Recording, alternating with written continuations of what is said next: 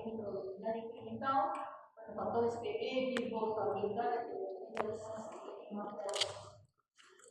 también sabemos que la obesidad se asocia a alteraciones de la hemostasia que producen enfermedades cardiovasculares, sobre todo los ACVs o los IAS o las anginas, etc.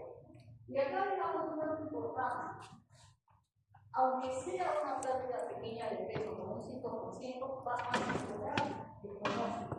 Estos factores de riesgo de enfermedad cardiovascular, ¿a qué me refiero? Si alguien tiene por ejemplo un IMC de 40, que pesa 130 kilos, y su peso ideal debería ser 80, y dice, escucha, bajar 50 kilos, está bien conectado. Baja el 10%, y estos factores de riesgo de cardiovascular van a mejorar de manera importante. No es que como no puedo bajar peso, porque es un montón, o 20 kilos, mejor, fíjate dónde está. Baja un 5, 10%, y sus riesgos van a disminuir de manera importante. Sabemos también que la obesidad está asociada a la mortalidad. Y la obesidad abdominal está más relacionada con la glucemia y a contaminación metabólica. Entonces, ¿cuáles son los componentes del sistema metabólico? Acá, hipertensión, corrupción del riesgo, alteración del metabolismo de la glucosa,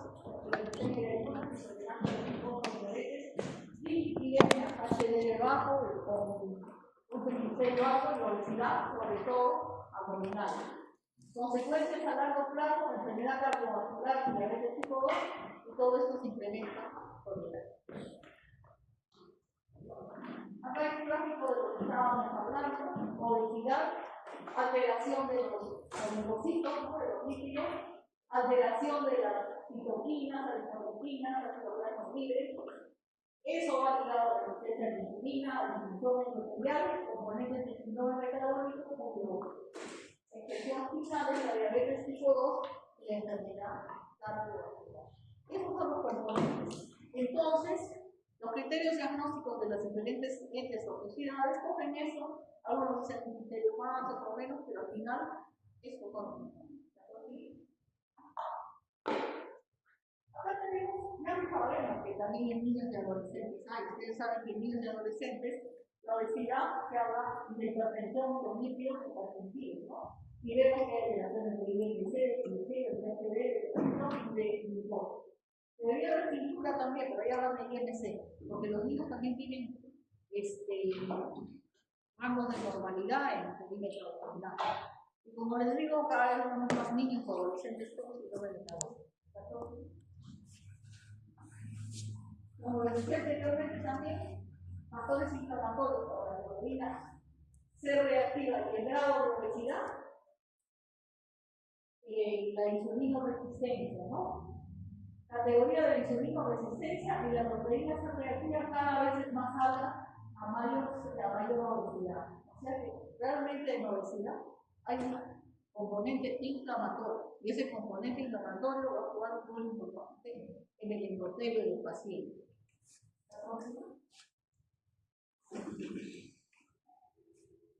No perseguimos, no tenemos mejorado, ¿no?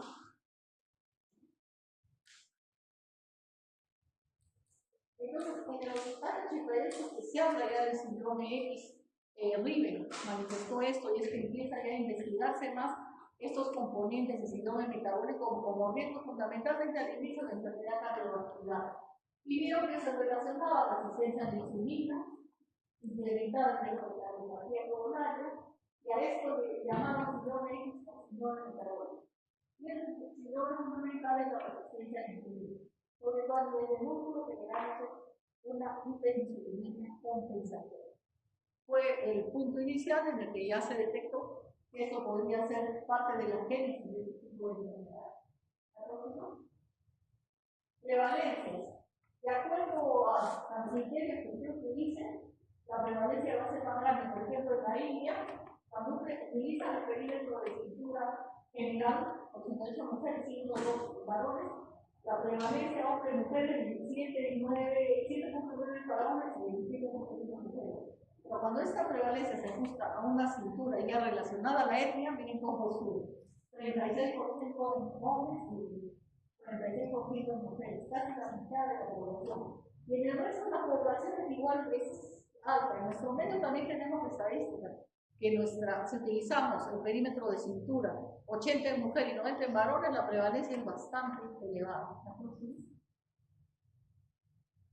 En el 98 ya no se utiliza, pero la Organización Mundial de la Salud sacaron esas definiciones. Acá, por ejemplo, dijeron que un diabético o alguien que tenía alteración en el metabolismo, la glucosa, con INC30, con un cinturón de cadera elevado, con glicemia alta, con HDL bajo, con hipertensión y con microalbuminuria, iba a la definición. Pero es tan complicado, son tantos parámetros que esto no tenemos que utilizar. La siguiente. El ATP3, el Programa Nacional de Educación para la Prevención, utilizamos esto durante mucho tiempo.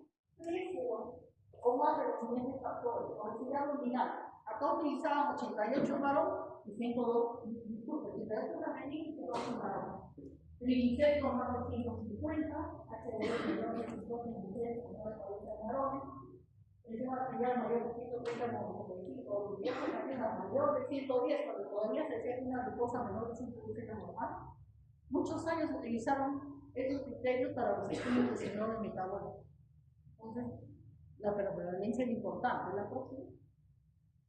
IBD, en 2005, esta es la que más se utiliza, de la Federación Internacional de la Diabetes. Definieron síndrome metabólico, obesidad central con grupos de corte específicos para diferentes grupos étnicos, con 2 o más de los siguientes criterios. O sea, ya utilizaron el perímetro de cintura de acuerdo a la etnia, o sea, en nuestro medio, de acuerdo a los latinos. Tenían que tener 2 o más de los siguientes: glicemia mayor de 50, HDL menor de 50, femenino 40 masculino, presión arterial igual de 45 o en tratamiento específico, el glucosa sanguínea mayor o igual de 50. Entonces, acá cogieron más pacientes. Acá hay definiciones para los diabéticos, pero casi no se utilizan. Entonces, factores estándares del síndrome metabólico. Lo más clarito que no se ve bien dice insulina en ayunas, glucosa en ayunas. En el azulito dice índice de masa corporal, masa de la cadera.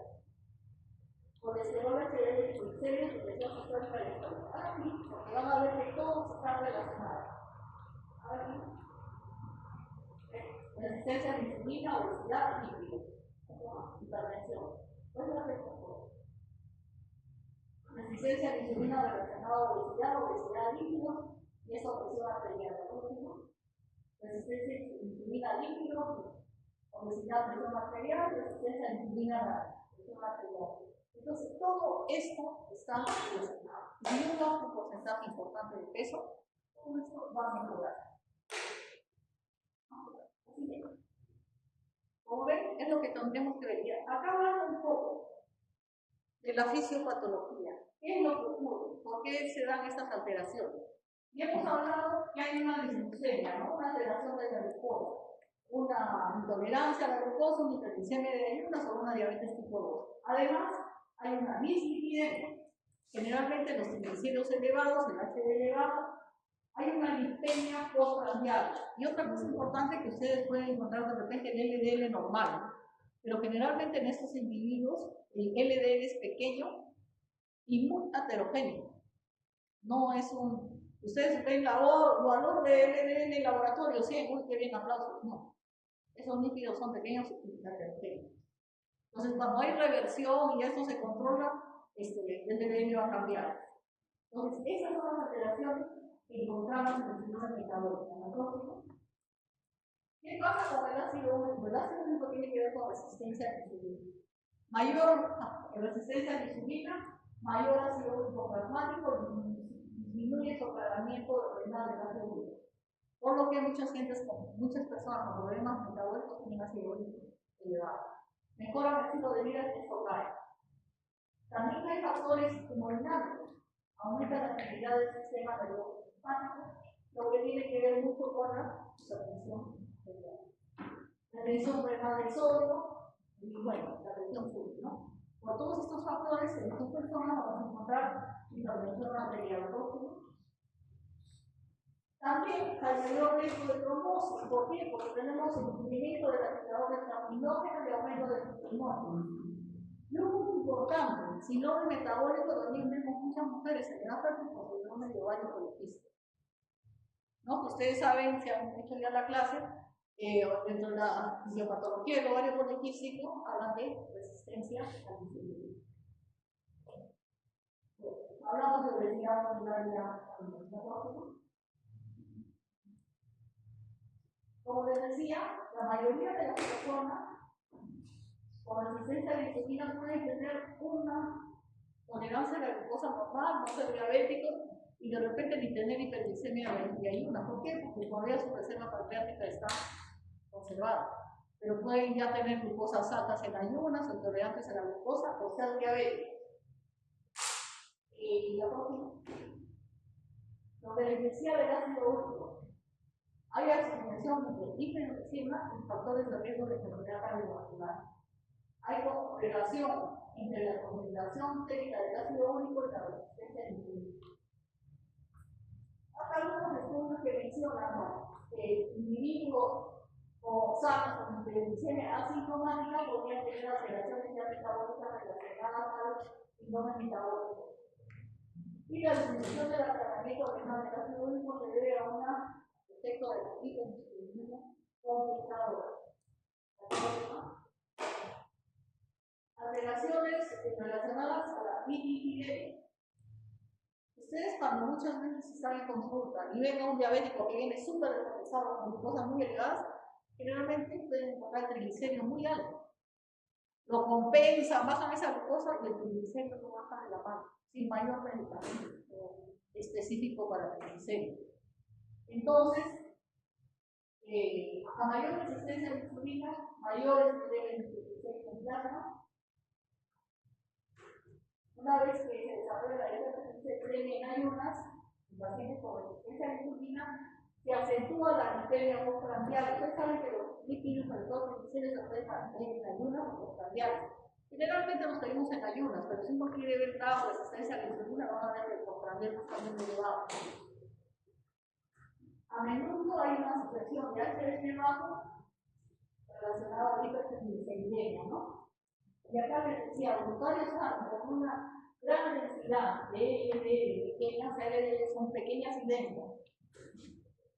Con este patrón tiene resistencia relativa a la insulina, tolerancia a la glucosa, hipertensión, hiperglicemia y HDL bajo.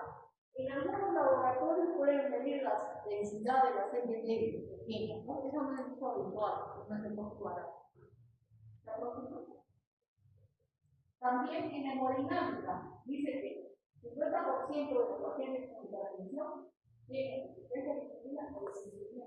No hay que confundir que todos los hipertensos tienen resistencia a la insulina. Pero sí, la mitad puede tener resistencia a la insulina y desinsulina. Hay un mayor estímulo del sistema nervioso simpático en pacientes con resistencia a la insulina e hiperinsulinemia compensadora. Hemos dicho que la insulinemia favorece la reducción del sodio.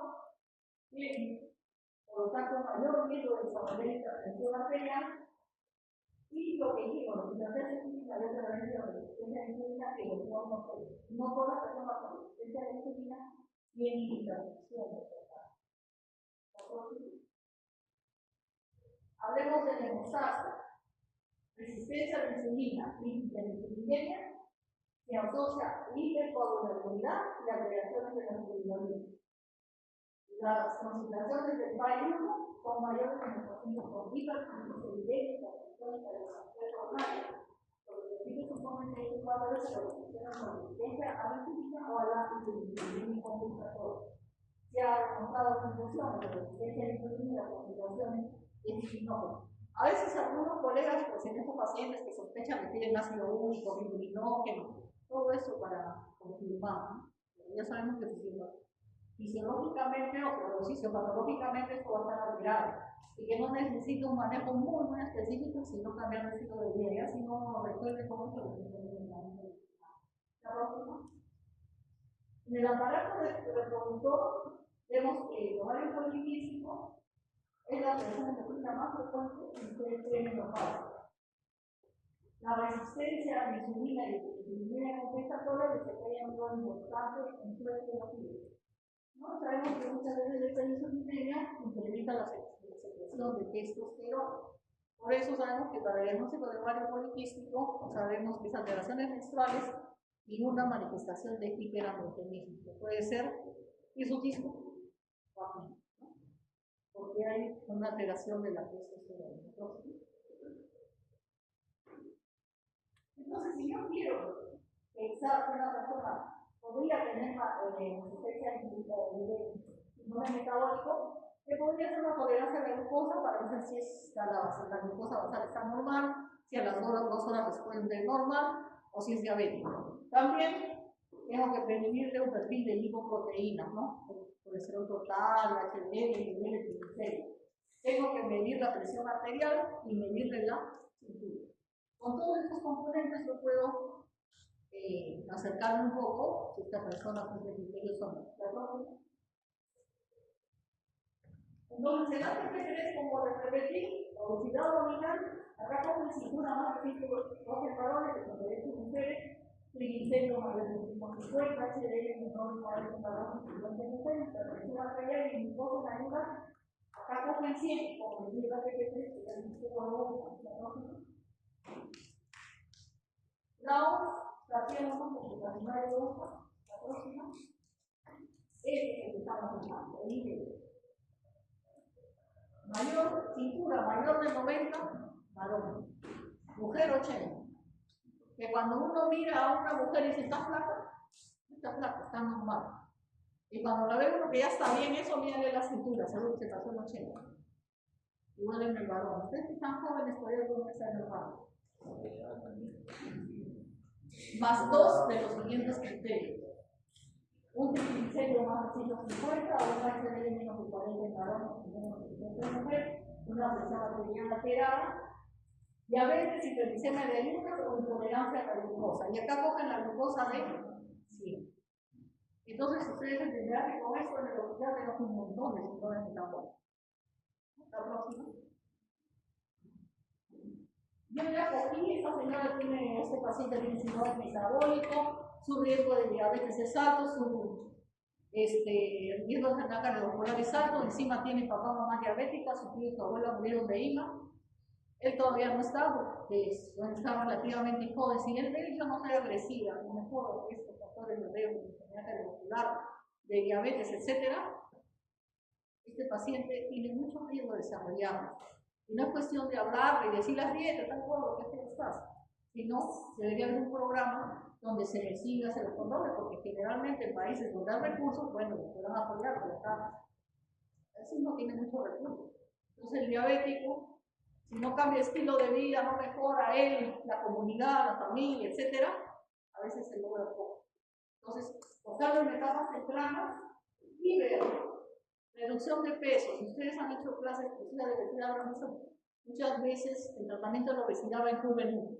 Se asustan, baja, una meseta y luego ponen más.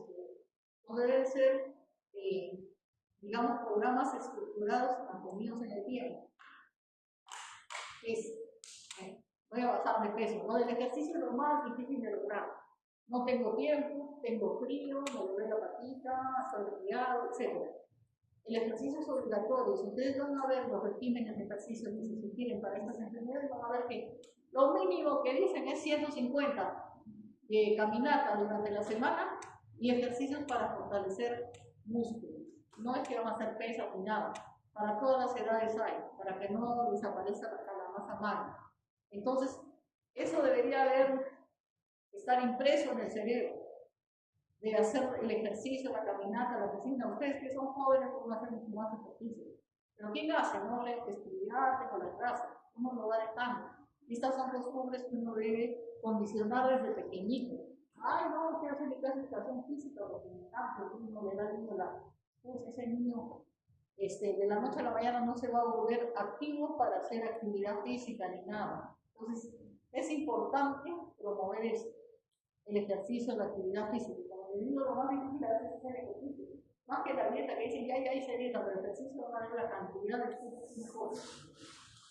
Luego la alimentación, generalmente son las alimentaciones saludables que ustedes ven en todos lados, de repente la dieta mediterránea, la dieta Nash, todas las dietas en las que hablan reducción de comida chatarra, de grasas saturadas, de grasas trans, de azúcares, aumento de verduras, aumento de fruta, cereales o carbohidratos no refinados, sino ¿cómo se llaman los arroz? Todo lo que tenga todo lo que sea saludable, las grasas, las leches sin grasa, etc. Y más o menos la dieta similar habla, primero las calorías de acuerdo a tu peso, porque si tú tienes un peso adecuado, bueno, la caloría de acuerdo a lo que tú requieras, pero si tienes exceso de peso, tienes que reducir la cantidad de calorías. Para eso nos ayuda mucho los nutricionistas. Y si te falta peso, bueno, aumenta las calorías, pero no en base a chatarra, ni a grasas, ni a azúcares, ni a carbohidratos. Lo aumentas de manera equilibrada de acuerdo a la alimentación saludable. Se habla de dietas que contengan 15 gramos de proteína, 15% del total de las calorías, 40% de grasas, esas grasas que sean menos del 10% de saturadas, 20% como monoinsaturadas, el resto como poliinsaturadas. Y 45% de carbohidratos, pero la mayoría de estos carbohidratos integrales, granos, no la papa frita, ni el arroz blanco que comemos, eso limitado. Las verduras tienen carbohidratos, la fruta tiene carbohidratos, etc. Entonces, 45% de esos carbohidratos. Eso va a ser que ustedes en este paso no. Entonces, muchas veces esto nos apoyamos para el nutricionista. Y no porque ustedes no sepan de repente indicar, de repente lo saben indicar muy bien.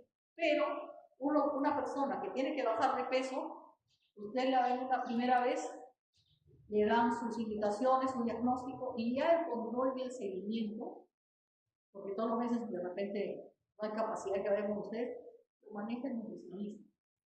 Vas a ir con él y mira, tienes que bajar por lo menos 15, 10, no sé qué porcentaje, y le vienes de acá 6 meses. Pero no es que come esto, saca tu dieta del internet y mira tu dieta en 6 meses te quiero ver cómo estás. En 6 meses seguro que va a venir igual, pero si el paciente es consciente, él quiere, y ustedes lo obligan a una nutricionista o a un nutricionista y cumple de manera importante, 6 meses va a ir bastante bien y sobre todo va a haber perdido más del 10% de peso, que como les digo es importante para reducir las manifestaciones del síndrome metabólico.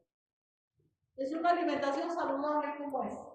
De repente 2 o 3 piezas de fruta, de acuerdo al paciente, lácteos descremados por lo menos 2 raciones al día, proteínas en pollo, pescado, cabrita o carnes, por lo menos 200 gramos al día, o huevos, y lo que tiene que ver más o menos lo que él requiere, aparte verduras, sí les dije, verduras frescas, lo que quieran. Las cocidas tienen carbohidratos, entonces el resto de carbohidratos ustedes tienen que combinarlo entre alimentos integrales, verduras, menestras, etc. Por eso nos sirve la nutricionista.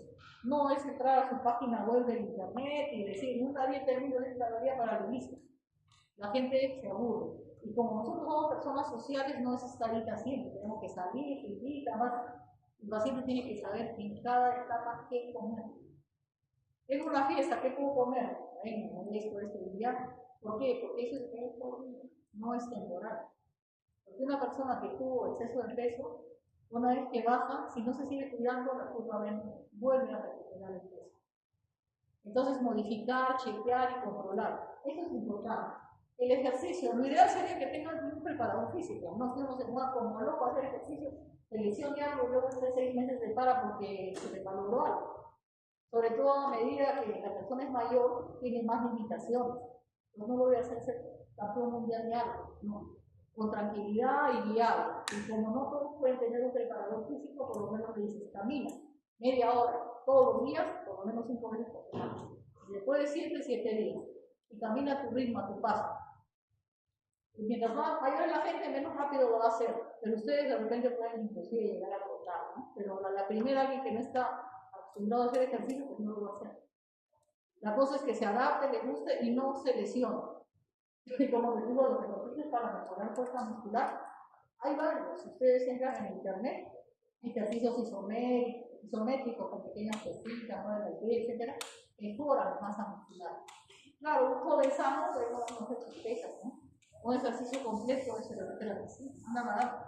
Ahí no te vas a lesionar nada, ahí vas a utilizar los músculos, y tu parte cardiorrespiratoria va a estar bien. Entonces, como les digo, esto es un aprendizaje, un nuevo estilo de vida, de por vida. Habrá momentos en que uno pues supere cualquier cosa y lo deje, pero luego lo tiene que retomar, porque si no va a recaer. La próxima. Ahora, ¿qué medicación doy? Ya para cada patología en especial, ¿no? Si yo tengo diabetes, resistencia a la insulina, pues podría usar una dietazona, una pioglitazona, podría utilizar metformina, pues que es diabético, o mis lípidos ya lo estoy cuidando, soy de triglicérido alto, podría usar un fibrato, salvo que sea un diabético, de repente puedo usar una estatina. La próxima clase vamos a hablar de lipidemias, que es hipertenso, de repente puedo usar mi antihipertensivo, lo manejamos junto con cardiología, y sus lipidemias, si viene de este derivado, manejamos.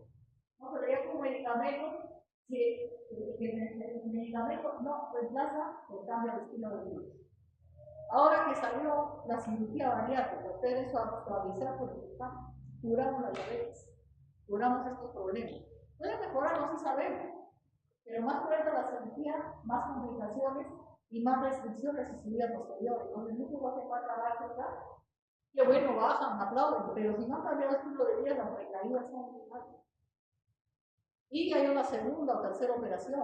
Y también habrán oído de los medicamentos que han salido de moda, cada vez mayores. Igual, a pesar del medicamento, si no han hecho cambio de estilo de vida, los medicamentos son caros, muchos a ellos no tenemos acceso. Entonces, eso puede servir mientras uno cambia el estilo de vida y pues en el cerebro entrar que la comida sana tiene que sus ritmos son bastante altos. Y si ustedes ven una población, por ejemplo, de niños delgaditos y gorditos, ven a los flaquitos de los gorditos. ¿Cómo son? Unos familiares, hijos, hermanos. El flaquito está tenedor del lado derecho y del lado izquierdo, y no todo. Está que se mueve bien y salga. ¿Cómo están los niños que tienen que ser sentado pidiendo más gaseosa, más chicha y no quieren mover un pie? Entonces, esos hábitos, esa costumbre, ese tipo de alimentación hay que cambiarlo, porque a futuro vamos a tener personas con estos riesgos. Y medicinas mágicas no hay. Podría, como le digo, tener algunas ventajas. Ya tengo el semaglutide, ya la bariátrica, pero si no cambia la vida, nada es permanente. Sabiendo que el riesgo de estos medicamentos tiene factores de riesgo y no es permanente. No te va a hacer que comas lo que te dé la gana y permanecer delgado. ¿La próxima? Entonces, conversamos con ustedes, sus dudas, sus preguntas, sus comentarios.